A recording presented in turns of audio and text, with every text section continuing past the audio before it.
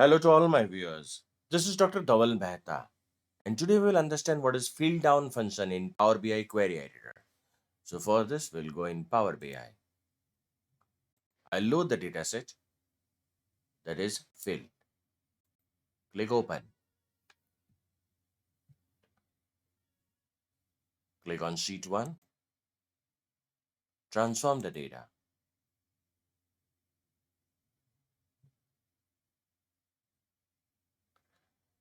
Now you can see here that in second, third, fifth, sixth, eighth, and ninth, it is given null.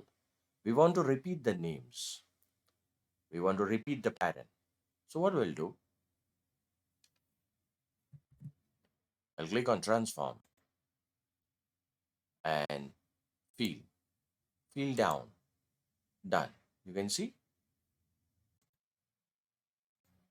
So this is a fill down function in Power BI.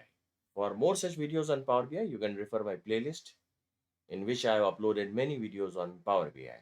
Please don't forget to subscribe my channel, like and share the videos on Power BI. You can also join me on LinkedIn and Twitter.